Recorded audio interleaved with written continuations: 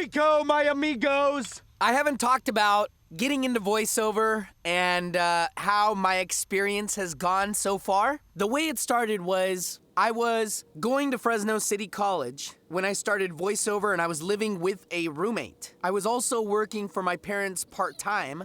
They have a furniture store in Fresno, and I was helping them out. And at the same time, I wanted to pursue voiceover. I had a friend who had all of his recording equipment, and they used to do music. I was inspired by this, and so without really thinking, I bought all of my equipment and I put it in the corner of my roommate's kitchen, and I just started auditioning, and I didn't book anything for an entire year. I signed up for a couple of the membership sites.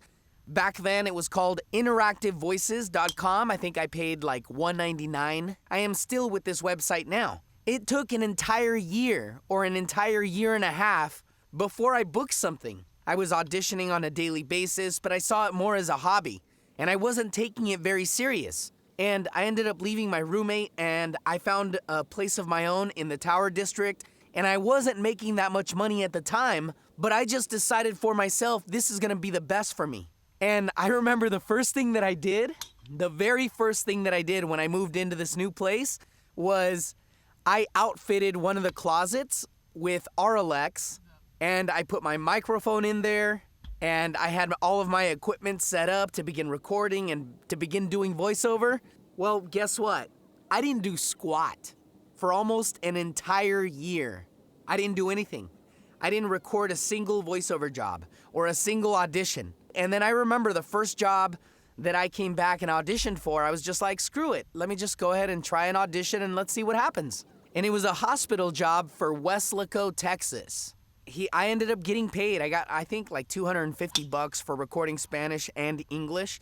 So it was an entire year, my friends. I was discouraged. Because a year prior, I had been recording a lot of auditions, but I didn't get any.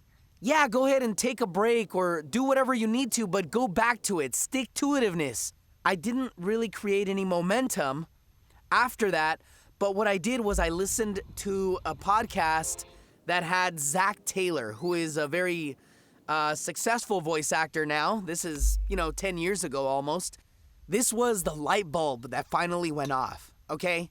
This is the light bulb that finally went off in my head, and he said, I audition no less than 10 times a day. And that was it. That's what I needed. I needed to hear that.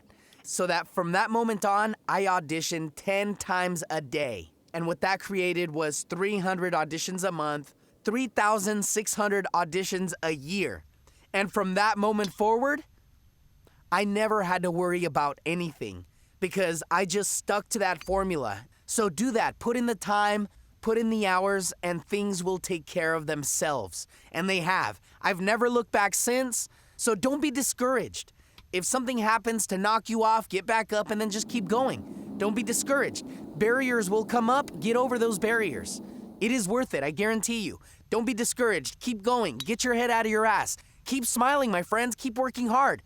Keep laughing and stick to it. Stick-to-itiveness. Thank you so much for listening.